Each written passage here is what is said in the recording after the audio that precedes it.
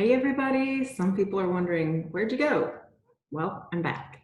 We took a little bit of time to go to the beach. That's why I have the big sunglass marks around my eyes. And I'm not quite so white. And it was great. It was great to take some time to relax, even though it's a little bit crazy going anywhere right now. But the beach is awesome. It makes me calm down and really take some time to think.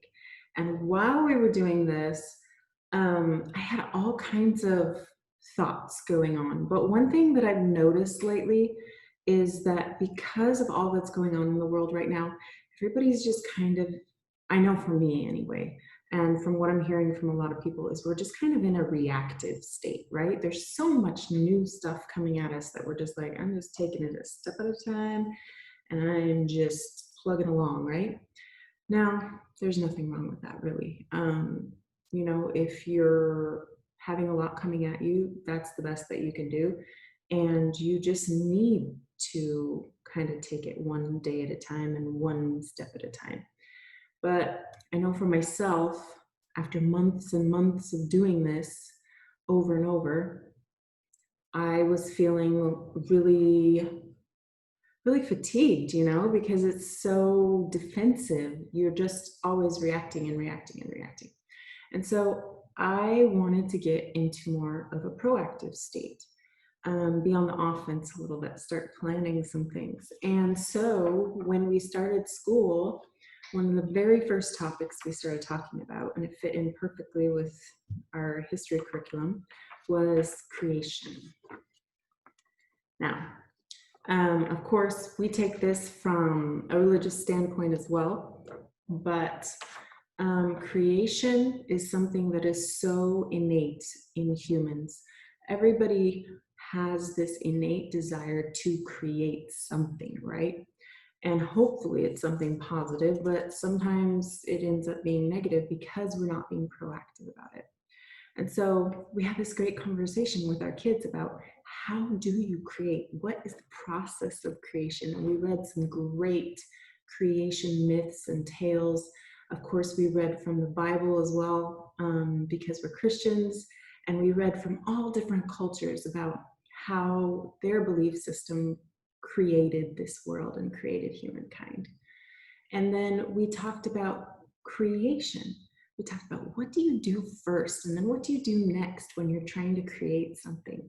And so many of these answers are found in these creation stories as well. But what we decided was the very first thing that you start doing is you start dreaming. And when you start dreaming, you start visualizing what you want, right? What you think you want your life to be like.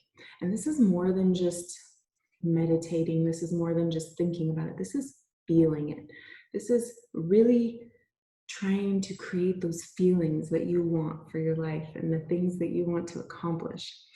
And this starts getting you excited. Start getting you excited about life again. So that's what we've been doing as a family, and it's been great. I love homeschooling because we can talk about what we want to talk about and fit it into our curriculum, so that we cover all the requirements that we're supposed to cover and everything too. So that has been wonderful for our family. And it's been so nice to be able to create that kind of hunger again in life and not feel like I'm in a reactive state all the time. So if you're feeling like you're kind of fatigued or dull, like sometimes when you're fatigued, it's just a mental fatigue. If you're starting to feel like that, maybe it's time to create something. Maybe if you can't really create, like, I'm not going to revamp my whole life right now, I've got too much going on.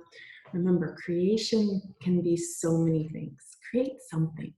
Think of something you love. Think of something you really want to do, and dream it, and then do it. I'm going to be talking some more about this process of creation in the next couple videos I'm going to do. But if you want to go deeper into this and you really want to have a system for creating the life that you love, go ahead and look at my homeschool mastery course. That will take you through the whole entire process of not only setting up your homeschool, but creating a life that you absolutely love, being able to do everything you need to do but also everything you want to do. And if you are already in the process of doing that and you need a little bit more organization, check out my Homeschool Mastery Planner, which will help you get everything organized and keep your goals and dreams going as well and checking on your progress. So I'll see you in the next video, guys. I hope you're having a great time, and I hope you're taking some time to kind of relax and think of some ways that you can create again. Create something that you love in your life, even if it's just one little thing. Or maybe you want to revamp it all. Whatever it is for you. I wish you the best, and we'll see you soon.